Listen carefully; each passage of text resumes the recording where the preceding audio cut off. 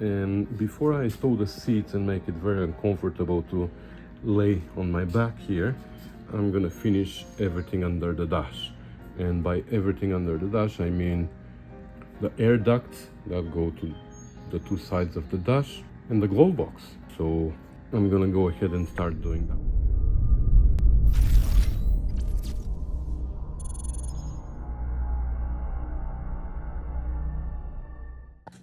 Okay, I pulled out the box that had all the air ducts, and I pulled out the ones that I think I'm gonna use. I just need to clean them.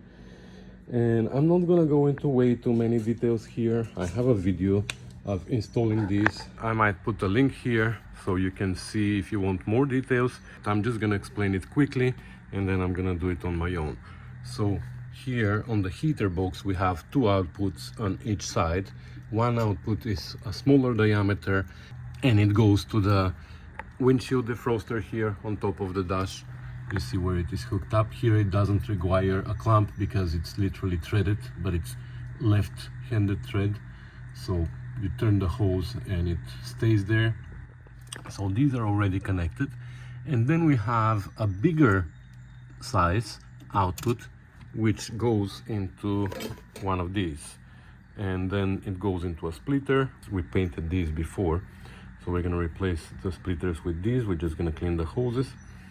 And after the splitter, there's a short hose with one of these that comes here at the end of the dash. This is just push in. It has little teeth here that are gonna grab here on this on the metal dash. So that's for the shorter hose. The longer hose makes a loop and it actually points back down into your feet, and it's held with this clamp that is mounted here under the dash. So that's all. This side I'm gonna assemble and then I'm gonna unplug the hose from here and I'm gonna let it hang down there, but we're gonna test fit everything first. And then we're gonna put the glove box and then we're gonna put back the hose into the output there. So like I said, I'm not gonna keep you here for that. I'm gonna do it on my own and I'll show you when it's all done. And by the way, it's raining again. It's been raining like every day since I don't know when. It is such a damp weather. I don't know, maybe because we're working on British cars and we're getting the British weather, but it's bad. Everything is like wet. It's even here in the garage, everything is, my lathe started rusting. The ways on my lathe, I need to lubricate it. Like, it's so humid. I hate that part. Okay, so this side is complete. The other side is halfway done. I mean, I test fitted everything and it fits, but then I took it apart so I can install the glove box like we said. But let me show you here underneath. And I'm using this special, what should we call it? Creeper or whatever you want to call it, which was donated by one of you guys, and it works great here. So let me show you what we've done here. Again, the rear hose is plugged into the windscreen defroster, and then the one on the front goes into this splitter. This side just curves in and goes back into this thing, and the other branch goes into the vent here. This side is kind of ready. It's not mounted yet. I haven't mounted this here yet because it's gonna be in my way for the glove box, and the other hose is not plugged in there yet because it's gonna be in the way for the glove box. So we're gonna do the glove box now. So okay, here's one of the two glove boxes that I have here of John's. For some reason I thought that I had also a plastic glove box. I mean that he had a plastic glove box, but I think maybe I'm getting confused. He has a box for the battery, plastic aftermarket box that we're gonna install there. Maybe that's what's confusing me. Anyway, I texted John, but he's probably working, so I'm gonna wait for his response at some point. And in the meantime, let me explain here the wiring a little bit. So this is the light for the glove box. It goes here in this hole on the side. One, this is the positive side that gets connected to this little wire here. That's permanent power. Purple is permanent power. So we have permanent power going to the bulb, and then the other wire, purple with white, goes to the switch, which switch goes right here. So we're gonna have to push it in. And the body of the switch is connected to ground, so that's gonna close the circuit when the glove box is open. When we push it in, this is insulator here, and supposedly it's gonna insulate it from ground, and it's gonna open the circuit. So that's the wiring behind the glove box. And there's this other wire. This is for this switch here at the door. So if we connect this to ground, the light is gonna come on. Actually it won't, because I don't have those there connected, but I tested the wiring, so I know that it works. So for here we don't even have the switch, and like I said, we're gonna see whether we're gonna connect it or not. But anyway, okay, I got a text from John, so let me read it. Okay, apparently it's just me. We only have these cardboard boxes, so that's fine. So I changed the bulb, it was blown, and connected the power there and the ground here. And now when we press the switch there, the light comes off. So now let's see if we can squeeze this. It goes from the bottom up. Okay. I don't know how well you're gonna see from there, but I need to be able to see as well. And so I'm pushing the hoses to the side as much as I can.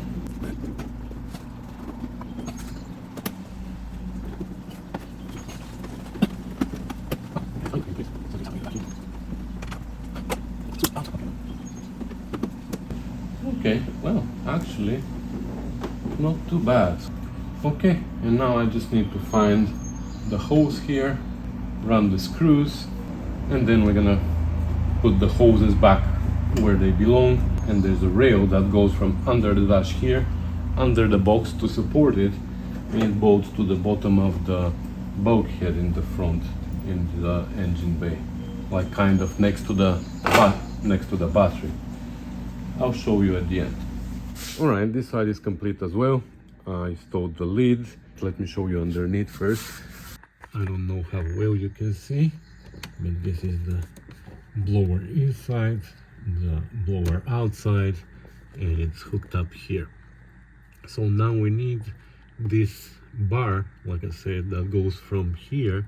Actually, John used this hole for his emergency release, but we're gonna have to run it somewhere else, because this is where this rail hooks up from here to here, and it just supports everything from underneath. But I can't find it, and I'm not gonna waste time now. I'm just gonna go ahead with other things, and when I find it, because I will eventually, I'm gonna come back and install it. This is here to support this as well. So we're done here, and this is the glove box lid. Of course, as usual, the same problem. All TR6s have this problem. You have to push and pull at the same time. So they sell this aftermarket, like a knob that is helping you to pull. I think it's coming from underneath, where you can put your finger underneath, and with your thumb you can press the button and pull. But the other option is just put the key inside and pull it with the key. But that's it. The hinge is installed. There's a little bumper here to stop it, and I disconnected the battery so I don't kill it. But we know that the light works. We can lock it. So now it doesn't work. Perfect. Let's move on to something else. Well, this was the next project. I installed the seat rails, just as we explained already, with all the spacers underneath and the offset rear hose, etc, etc.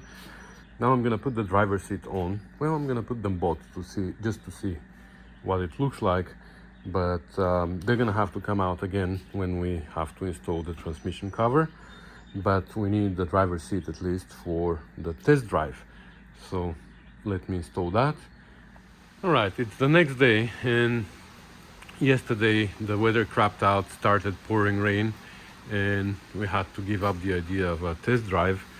So I thought I may do that today, but unfortunately the weather is still crappy. It is like ever since the beginning of the summer there's been more rain than sunny days. I don't know what's going on. But anyway, this is a good time to end this video. Hey guys, welcome to the Rusty Beauty's garage and to the 1970 TR6 restoration. So we're gonna start this episode with a test drive that we couldn't do at the end of the previous episode because it was raining and it was super weather, but we wanna test it so we can see if the transmission works well. I think on the previous test drive I heard some weird noises from the transmission, but we didn't have a windshield, so it was very noisy in the car. Now we have a windshield, and let's go for a test drive to see if everything goes well here. If it does, then we can start assembling everything here. So here we go.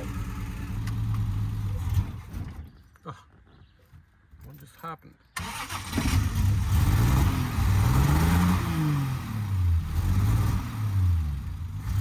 The carbs don't run great, but that's fine. We are interested in a transmission.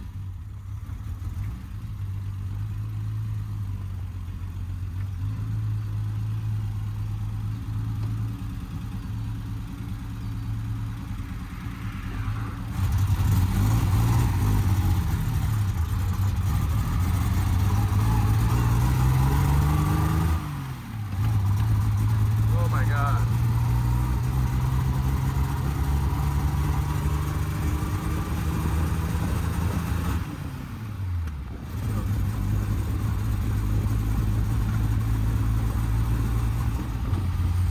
For whatever reason, she runs like a crap. Oh my God, she's misfiring. I don't know. We put a different distributor, maybe that has something to do with it. We will figure it out. But the important part is that the transmission works just fine. I don't know why I thought that I heard noises. There's no problem. Overdrive works. Now we are in overdrive off. So we're good.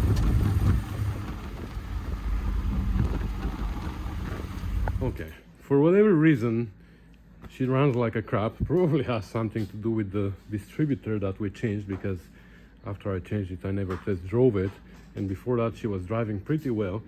So anyways, we're gonna diagnose that, but the important part is that the transmission, the overdrive and everything works well, which means that we can finish assembling our interior here. We can put the transmission cover, the carpet, the radio, etc, etc. The bad misfiring and all that we're gonna deal with later. Okay, so here we have a split transmission cover, which is, I don't know if it is very helpful, because I believe even to take one half out, you still need to remove the H bracket or the dash support, and I think that's the most complicated part of removing the transmission cover. Well, you don't need to do all these here, so maybe it's a save of time, I don't know, but it doesn't hurt. For sure it doesn't hurt to have it. So we have the transmission cover, we have a fitting kit, hardware kit, and we have the seal. So let's see what the seal looks like, and I'll tell you my idea, which I don't understand why people don't do that, but let's see. So here is the seal, and what I see usually when I remove transmission covers on different TR6s and TR4, people either have this stuck to the body of the car and then the transmission tunnel goes on top, or even they have it loose, which is not a problem as long as you can find the holes. Once you glue these to the floor, if you can find the holes and pop them, I think it makes it harder. For me, the better idea is to glue this here like that, and then take a hole punch and punch holes through the rubber on this, and then this is gonna stay always on the transmission cover, not on the body of the car. So that's what I think I'm gonna do. If you prefer to put the rubber on the body, okay, but for me it's easier to do it this way.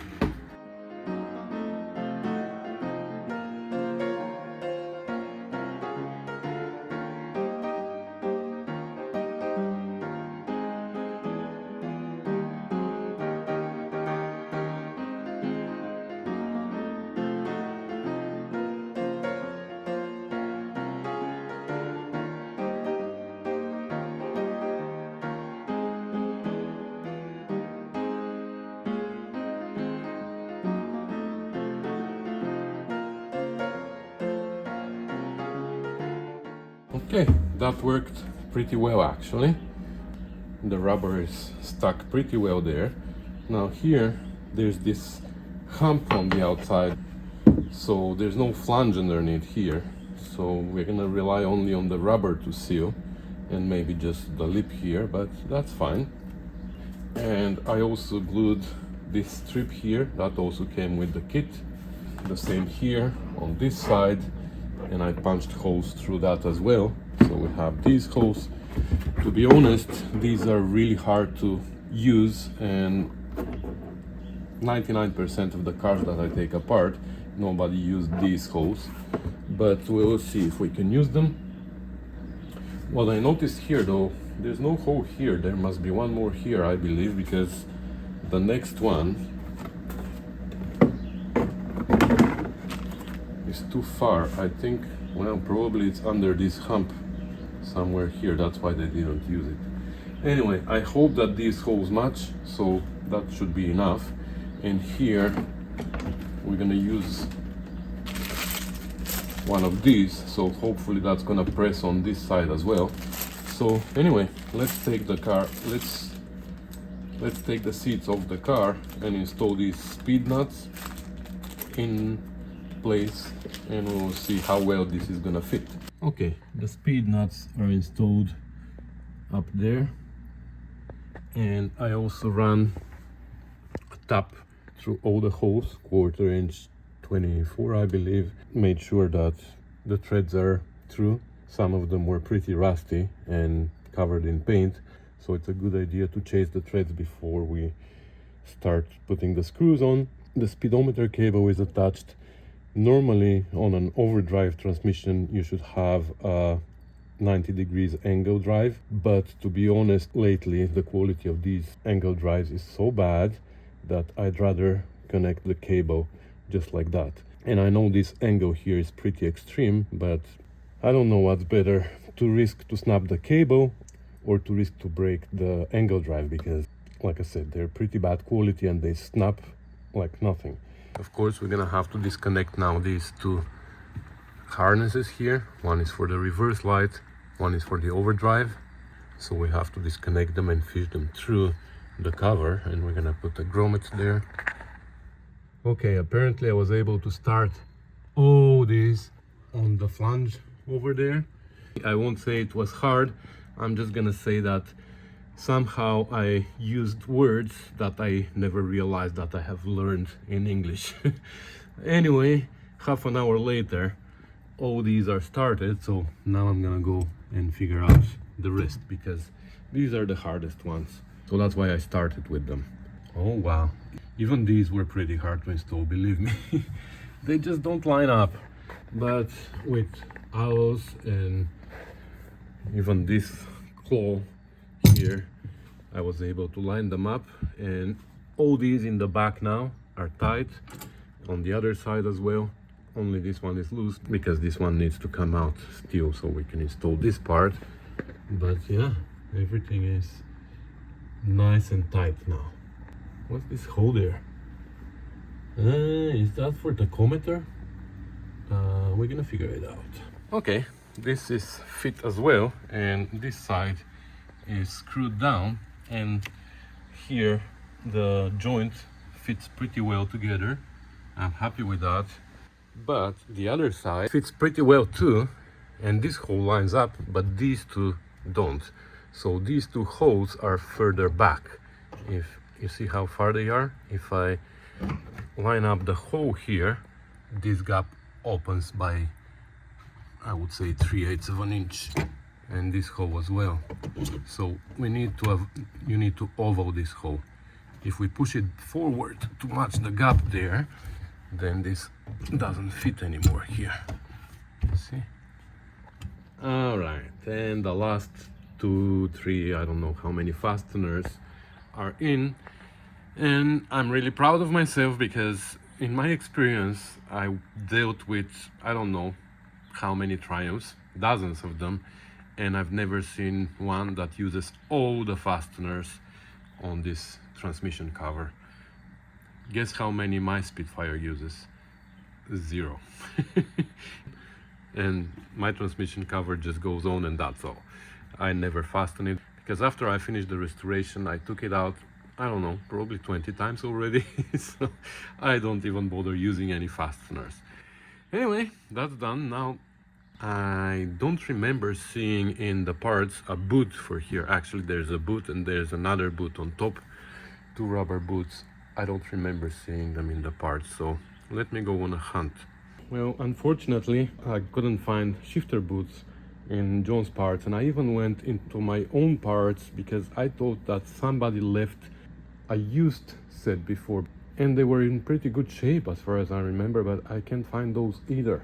So we're gonna leave that for later. We can put the carpet on, and we can even put the dash support with radio and stuff like that, and we can install the boots later. So I went ahead and I installed the tachometer cable, so we can put the piece of carpet that goes over the bulkhead there, over the bulkhead. The tachometer now works. And by the way, I didn't show you that, but I also replaced the temperature sender, and the temperature gauge now works, and I think that was the only one that wasn't working so far. Now everything works. Okay, the carpet is installed as well. Unfortunately, I think we can't put the dash support because it's gonna overlap this carpet here, and we're never gonna be able to install the gaiter. Let's see if we can install the kick panels. We have a little bit of wiring there to do, or not to do, just to insulate those wires, because I spoke to John. This is for the light. If you remember, we installed this light here, and it's supposed to turn on when the door opens, but John agrees with me that this is too risky. We're gonna leave the doors open, and that's gonna drain the battery, so we're not gonna connect these switches for the doors. He doesn't need dash lights or this light to come on when the door is open. So we're just gonna insulate those wires. We're gonna have to run some wires for speakers and actually power also to an amplifier that's gonna be in the boot eventually. Speaker signal from the stereo to the amplifier in the back. We also need to install 2 USB chargers here. So we have a little bit more wiring to do, but we're gonna get there. Let me first deal with the rest of the carpet so we can call it complete.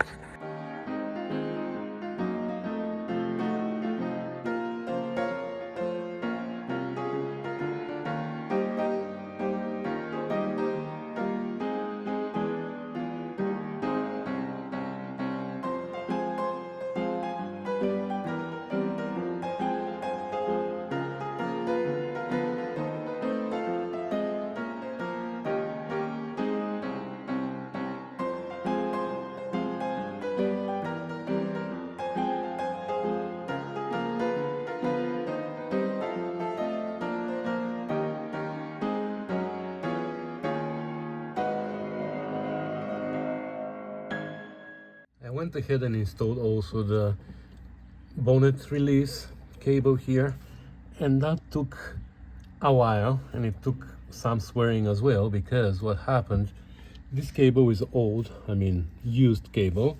Inside the shield there's loose strands, and it is like once it goes in, doesn't come back out. So that took a while to install, including locking myself out at some point. Like I locked the bonnet and I couldn't open it no matter what. The cable didn't snap, but it just didn't want to move. There's an emergency release here that is just as the regular style, but instead of outside, it's inside, which is the better option. But there was a thin wire mounted to it. So as soon as I put on the wire inside, the wire came off. So it involved drilling a hole here, and through this hole I reached with the long screwdriver and I was able to move the arm inside. Like I even brought this as a map. So this is another latch. So I was laying inside on the floor with my eyes closed and imagining where the end of my screwdriver is.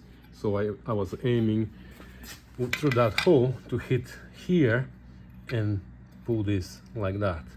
And finally that worked.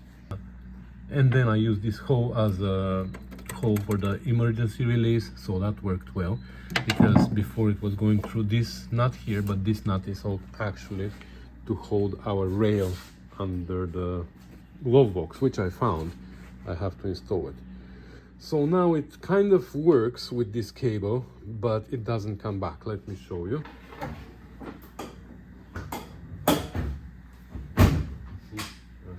It's locked. Okay. So I'll show you the emergency release first. That works like a charm. Absolutely no problem opening it, and this arm comes back because we don't pull the cable. But look what happens with the cable on. If I go on the other side and pull the cable, you see this arm stays in because the cable is too tight here, so we have to push it back manually. So that's the only problem for now, and it's much harder to pull the cable on the other side. So we will see with John if we're gonna buy a new cable or he's gonna just use it like that.